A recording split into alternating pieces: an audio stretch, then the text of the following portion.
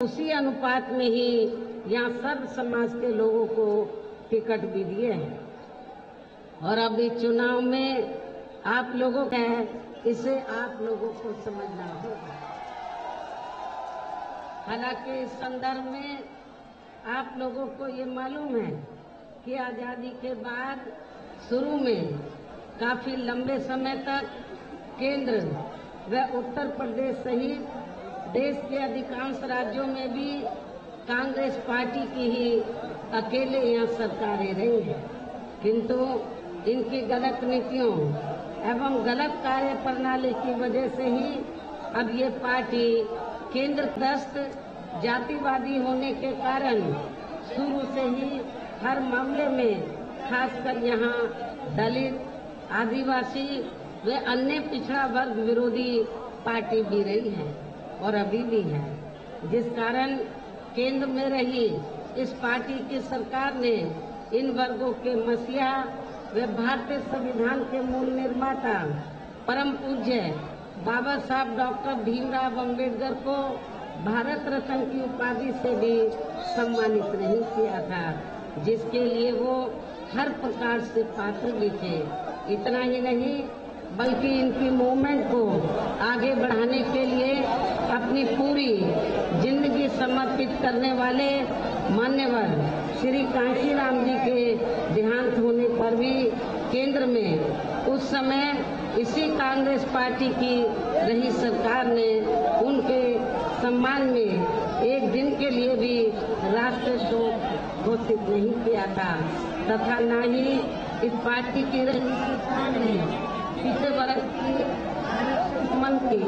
मंडल commission की report को भी लागू किया था, जिससे कि बीएसपी ने अपने कड़े संघर्ष व अथक प्रयासों से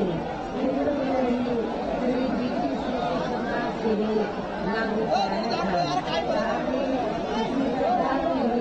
बाबा साहब डॉक्टर भीमराव अम्बेडकर को भी भारत रत्न की उपाधि से सम्मानित किया गया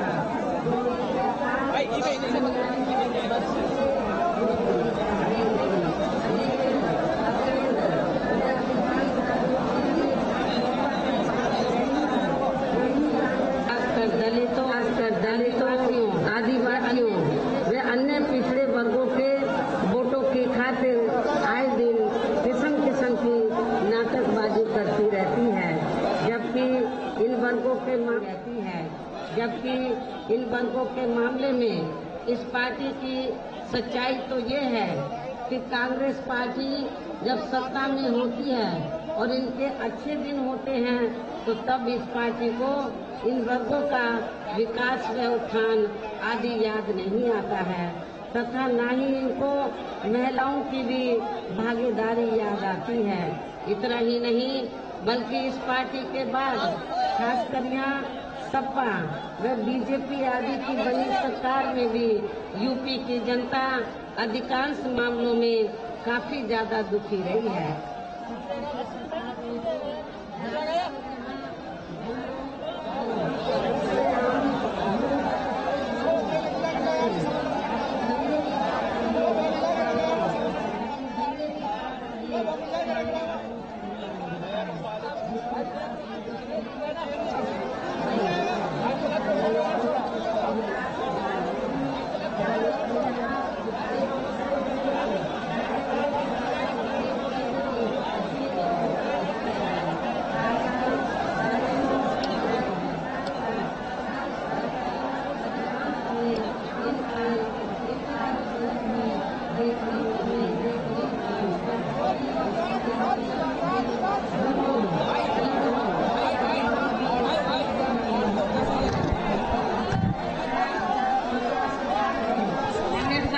अनादर ही किया गया है, जिसके अनेकों उदाहरण हैं। उनमें से कुछ का उल्लेख करना यहाँ मैं जरूरी समझती हूँ, जो इस प्रकार से है।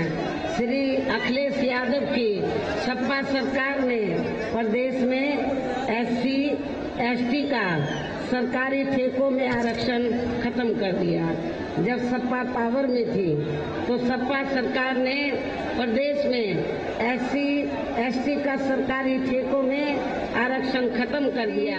एसटी का सरकारी ठेकों में आरक्षण खत्म कर दिया, जिसकी व्यवस्था पहली बार बीएसपी की सरकार में ही की गई थी दिया तथा फिर उसे पास भी नहीं होने दिया था। एससी एसटी के छात्रों का विदेश जाकर पढ़ाई करने की योजना को खत्म कर दिया।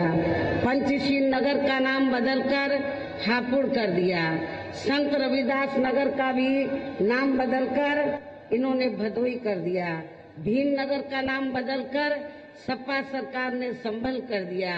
छत्रपति शाहूजी महाराज मेडिकल कॉलेज का नाम बदलकर किंग जॉर्ज मेडिकल कॉलेज कर दिया।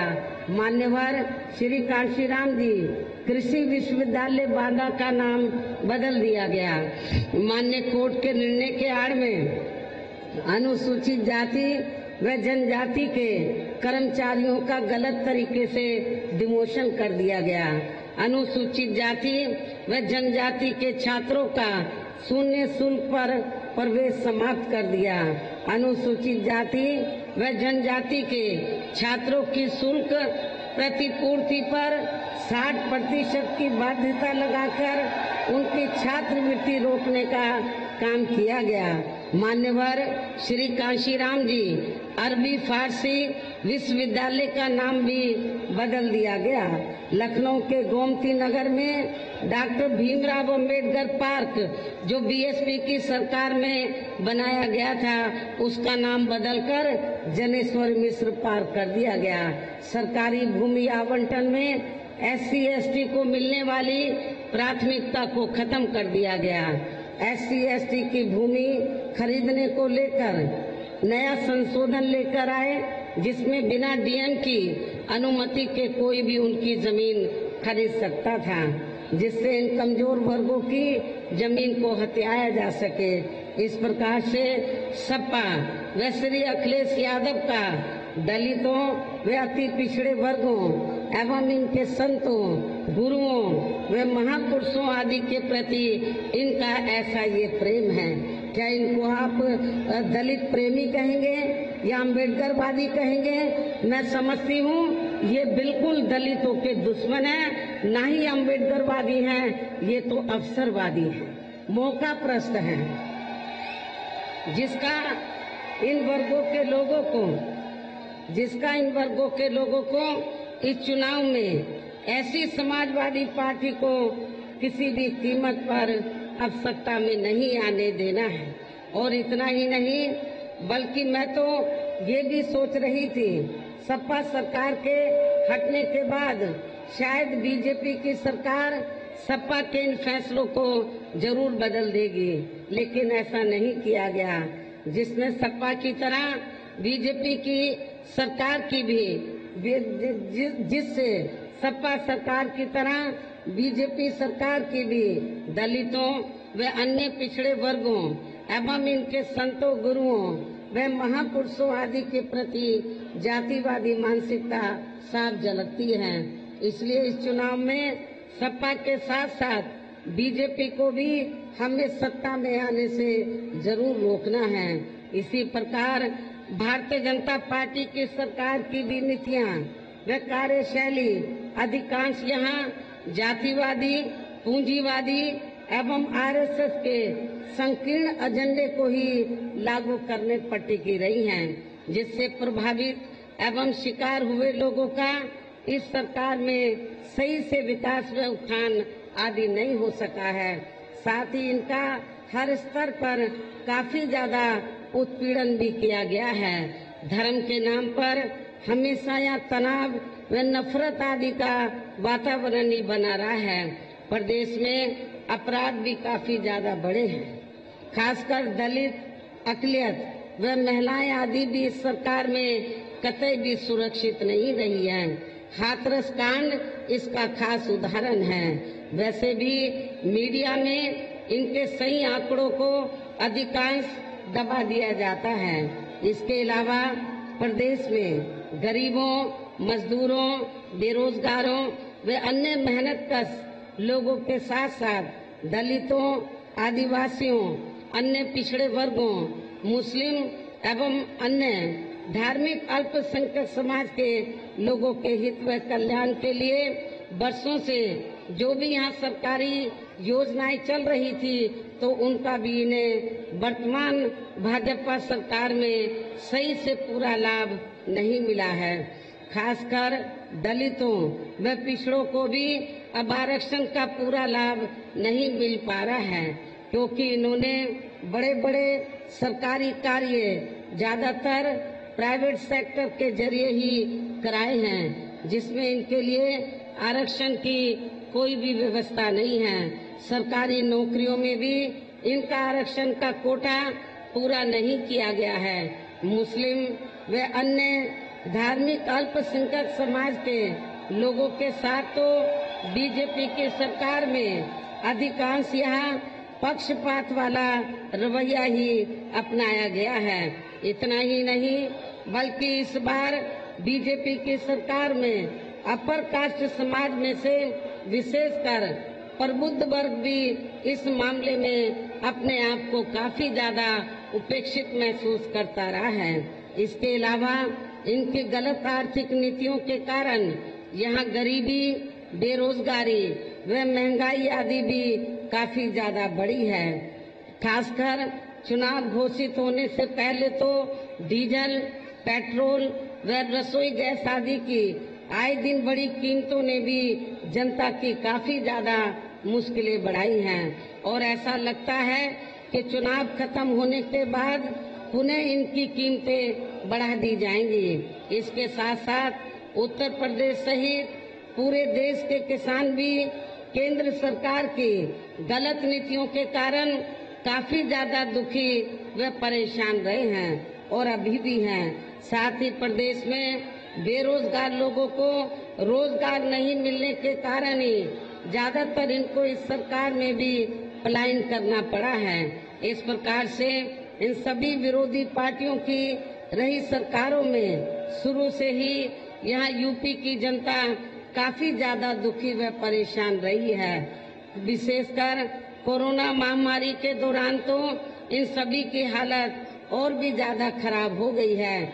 ऐसे में इन सभी विरोधी पार्टियों की रही सरकारों से निजात पाने के लिए अभी चुनाव में यहाँ प्रदेश की जनता को अपनी एकमात्र हितैषी पार्टी बहुजन समाज पार्टी की ही सरकार बनाना बहुत जरूरी है, जिसने अपने चारों रहे शासनकाल के दौरान बिना पक्षपात व भेदभाव आदि के यहाँ कमजोर एवं उपेक्षित वर्गों के लोगों के साथ साथ सर्व समाज में से गरीबों, मजदूरों, बेरोजगारों, किसानों, व्यापारियों, कर्मचारियों, वकीलों एवं अन्य मेहनतकश लोगों के साथ ही युवाओं, छात्रों, महिलाओं व बुजुर्गों आदि के भी विकास एवं उत्थान के लिए अनेकों ऐतिहासिक व महत्वपूर्ण कार्य किए हैं और इस बार सरकार बनने पर वो सभी कार्य फिर से शुरू किए जाएंगे। इसके अलावा बीएसपी की रही सरकार में दलित एवं अन्य पिछड़े वर्गों में जन्मे अपने महान संतों, गुरुओं व महापुरुषों आदि को भी विभिन्न रूपों में पूरा आदर सम्मान दिया गया है और आगे भी इनके सम्मान में कोई कमी नहीं छोड़ी जाएगी। प्रदेश में विशेषकर गरीबी व बेरोजगारी आदि को दूर करने के लिए इस बार भी जरूरी कदम उठाए जाएंगे। आप लोगों को मालूम है, चाहे सपा की सरकार रही हो या बीजेपी की, जो बेरोजगार लोग हैं, खासकर नव युवक लोग, उनको रोटी रोजी के साधन नहीं मिले। जब मेरी सरकार थी 4 बार, तो बेरोजगार लोगों को बड़े पैमाने पर रोटी रोजी के साधन मिले और मैं आप लोगों को विश्वास दिलाना चाहती हूँ, जब इस बार बीएसपी पावर में आ जाएगी तो जो बेरोजगार नवयुवक हैं उनको रोटी रोजी के साधन जरूर मिलेंगे। इसके साथ ही किसानों को भी किसी भी मामले में निराश नहीं होने दिया जाएगा। गन्ना, खासकर गन्ना किसानों का आपको मालूम है कि मेरी सरकार में जो बकाया पड़ा था वो पूरा किया और डबल गन्ने का दाम बढ़ाया। और मैं फिर किसानों को विश्वास दिलाना चाहती हूँ, जब बीएसपी पावर में आएगी तो किसानों की उपज का उचित दाम दिलाया जाएगा और उनको खेती करने के लिए सस्ते साधन उपलब्ध कराए जाएंगे। इसके अलावा आपके अलीगढ़ मंडल की जो भी यहाँ स्थानीय समस्याएं होंगी तो उन्हें भी दूर करने का पूरा प्रयास किया जाएगा। इसके साथ साथ केंद्र व यूपी सरकार के भी विवादित नियमों व कानूनों को यहाँ लागू नहीं होने दिया जाएगा। इसके साथ ही बीएसपी की सरकार बनने पर यहाँ बीजेपी व सपा आदि के शासनकाल की तरह कानून व्यवस्था को किसी भी कीमत पर खराब व लचर नहीं होने दिया जाएगा तथा हर स्तर पर कानून द्वारा कानून का राज ही कायम किया जाएगा। जाति व धर्म के आधार पर यह लोगों का किसी भी प्रकार से शोषण व उत्पीड़न आदि नहीं होने दिया जाएगा, जैसा कि वर्तमान भाजपा सरकार में हो रहा है। खासकर कानून व्यवस्था को बेहतरीन बनाने के लिए विशेष अभियान के तहत व दलगत राजनीति से ऊपर उठकर यहाँ गुंडों, बदमाशों, माफियाओं व अन्य आपराधिक एवं अराजक तत्वों को भी जेल की सलाखों के अंदर भेजा जाएगा, जहां मेरी सरकार में इनकी जेल के बाहर नहीं बल्कि जेल के अंदर ही सही जगह होती है। इतना ही नहीं बल्कि वर्तमान भाजपा सरकार ने जाति, धर्म, राजनीतिक द्वेष की भावना के तहत जिन लोगों को खासकर धरना प्रदर्शन आदि के नाम पर जबरदस्ती गलत धाराओं में फंसा के उन पर अनेकों केस चलाए हुए हैं, तो उन मामलों की भी सही से जांच करा के उनके केस भी खत्म कर दिए जाएंगे। अर्थात वर्तमान भाजपा सरकार में प्रदेश की जेलें जो अधिकांश ऐसे लोगों से भर दी गई हैं, तो उन्हें खाली करा के केवल यहाँ आपराधिक तत्वों को ही रखा जाएगा। इसके अलावा प्रदेश में खासकर शिक्षा के क्षेत्र में व अन्य और विभागों के भी कर्मचारी जो आए दिन अपनी मांगों को लेकर धरना प्रदर्शन एवं हड़ताल आदि करते रहते हैं, तो उन सभी मामलों को निपटाने के लिए एक आयोग का गठन किया जाएगा और उनकी सही मांगों को मान लिया जाएगा। इसके साथ ही विभिन्न मौकों पर भी मैंने सर्वजन हिताय व सर्वजन सुखाय को लेकर जो भी कार्य करने के लिए कहा है, तो उन पर भी जरूर अमल किया जाएगा। लेकिन ये सभी कार्य करने के लिए इस चुनाव में यहाँ बीएसपी की सरकार बनाना बहुत जरूरी है, जिसके लिए पार्टी के लोगों को वोट पड़ने तक यहाँ सभी विरोधी पार्टियों के साम, दाम, दंड भेद आदि हथकंडों से भी जरूर सावधान रहना है। और इस मामले में विरोधी पार्टियां चुनाव होने से कुछ समय पहले व चुनाव के दौरान भी अपने अपने पक्ष में हवा बनाने के लिए खासकर मीडिया व ओपिनियन पोल एवं सर्वे आदि का जो बड़े पैमाने पर गलत इस्तेमाल करती हैं, तो उससे आप लोगों को बिल्कुल भी गुमराह नहीं होना है। जैसे सन 2007 के हुए विधानसभा चुनाव में उस समय मीडिया में जो बीएसपी को लेकर ओपिनियन पोल व सर्वे आदि दिखाए गए थे, तो वो गलत साबित हुए थे। और इस बार भी आप लोगों को ओपिनियन पोल और सर्वे को इस बार के चुनाव में भी आप लोगों को गलत साबित करना है, ऐसा मैं आप लोगों से दरखास्त करना चाहती हूँ। इसके साथ ही पूर्व की तरह इस चुनाव में भी विरोधी पार्टियों ने विभिन्न रूपों में जो अपने हवाई व प्रलोभन भरे चुनावी घोषणा पत्र आदि जारी किए हैं, जिन्हें सत्ता में आने के बाद ये पार्टियां अधिकांश अमल में नहीं लाती हैं, तो उनके बहकावे में भी आपको कतई नहीं आना है। जबकि इस मामले में बीएसपी किसी भी चुनाव में विरोधी पार्टियों की तरह अपना कोई भी चुनावी घोषणा पत्र आदि जारी नहीं करती है, क्योंकि बीएसपी कहने में बहुत कम बल्कि कार्य करके दिखाने में ही ज्यादा विश्वास रखती है।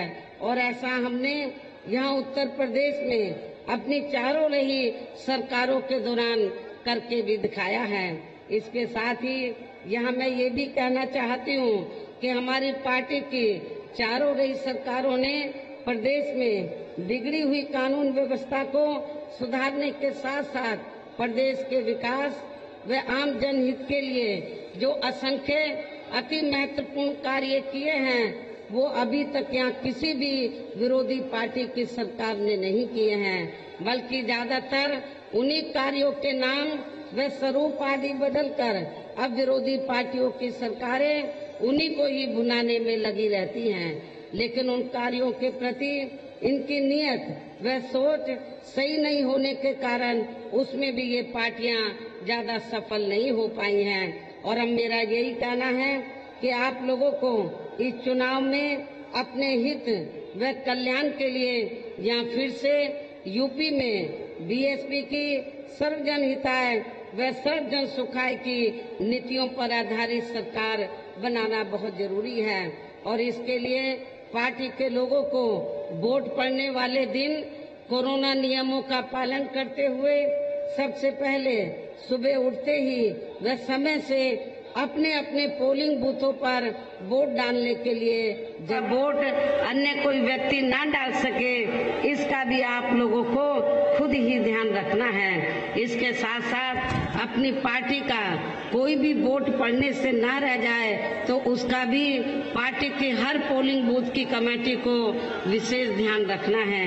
इन्हीं जरूरी बातों के साथ ही अब मेरी बीएसपी के लोगों से यही अपील है कि पार्टी ने यहाँ आपके अलीगढ़ मंडल में जिन भी विधानसभा की सीटों पर अपने उम्मीदवारों को चुनाव के मैदान में उतारा है, जो यहाँ आपके बीच में मौजूद भी हैं, तो उन्हें आप लोगों को वोट वाले दिन अपनी पार्टी के हाथी चुनाव चिन्ह के सामने वाले बटन को दबा के जरूर जिताना है। आपके प्रत्याशी यहाँ आपके सामने खड़े हैं, इन्हें जरूर जिताना है। और फिर से आपको यहाँ सन 2007 की तरह ही बीएसपी की अपनी पूर्ण बहुमत की सरकार जरूर बनाना है। तभी फिर प्रदेश में अमन चैन कायम होने के साथ साथ यहाँ सभी धर्मों व वर्गों के लोगों का भी सही से विकास व उत्थान आदि हो सकता है। साथ ही यहाँ अन्याय, अपराध, भय व भ्रष्टाचार मुक्त एवं विकास युक्त वातावरण भी पैदा हो सकता है। और इतना ही नहीं, यहाँ अमन चैन का वातावरण पैदा हो सकता है। आप लोगों को मालूम है, अच्छी तरीके से मालूम है कि आपके अलीगढ़ मंडल में, खास तौर से अलीगढ़ में आए दिन में खासकर उनमें दहशत पैदा कर दी जाती है। लेकिन मेरी सरकार में ऐसा नहीं होगा, ना पूर्व की चारों की सरकारों में हुआ है, ना आगे भी ऐसा होगा। लोगों को लगेगा कि ये हमारी अपनी सरकार है, चाहे हिंदू है, चाहे मुसलमान है या अन्य अकलियत समाज के लोग हैं, सब लोगों को लगेगा ये हमारी अपनी पार्टी की सरकार है। और तभी फिर यहाँ परम पूज्य बाबा साहब डॉक्टर भीमराव अंबेडकर एवं मान्यवर श्री कांशीराम जी आदि का भी सही सपना साकार हो सकता है। इस उम्मीद के साथ ही अब मेरा यही कहना है कि अब आप लोगों को हर पोलिंग बूथ को जिताना है, बीएसपी को सत्ता में लाना है। हर पोलिंग बूथ को जिताना है, बीएसपी को सत्ता में लाना है। वैसे आप लोगों के जोश को देखकर मुझे ऐसा लग रहा है कि आप लोग लंबे अरसे से इंतजार कर रहे थे कि बहन जी हमारे बीच में आए, हम बहन जी को देखें, उनके विचारों को सुने।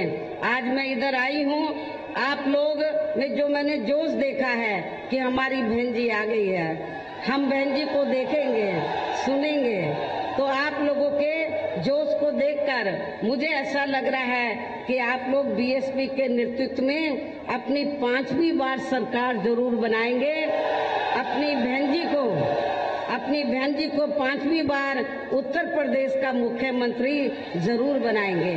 और मैं अलीगढ़ मंडल के लोगों को ये विश्वास दिलाना चाहती हूँ, जब 5वीं बार मेरे नेतृत्व में सरकार बन जाएगी तो किसी भी मामले में आपको निराश नहीं होने दिया जाएगा। आपकी जो वाजिब समस्याएं हैं उनका समाधान जरूर किया जाएगा। ये भी मैं आपको बताना चाहती हूँ। हमारे नौजवान भाई बड़ी तादाद में इधर आए हैं, उनकी बहुत उम्मीदें हैं बीएसपी की सरकार से। सपा ने आपको कुछ नहीं दिया, बीजेपी ने कुछ नहीं दिया, कांग्रेस ने कुछ नहीं दिया, आपको केवल बीएसपी की सरकार से उम्मीद है। 4 बार मेरी हुकूमत में बहुत कुछ आपको मिला, 5वीं बार भी 4 बार से कई गुना ज्यादा मिलेगा, बशर्ते आप लोग यूपी में अपनी पार्टी की पूर्ण बहुमत की सरकार बना लें। वैसे तो मैंने आप लोगों को कहा कि आपके जोश को देखकर मुझे ऐसा लग रहा है कि आप लोग इस बार बीएसपी की सन 2007 की तरह पूर्ण बहुमत की सरकार जरूर बनाएंगे और अपनी बहन जी को यूपी का मुख्यमंत्री 5वीं बार जरूर बनाएंगे। इस विश्वास के साथ ही अब मैं पुनः अपनी पार्टी के इन सभी प्रत्याशियों को जिताने की पुरजोर अपील करते हुए अपनी बात यही समाप्त करती हूँ। जय भीम, जय भारत।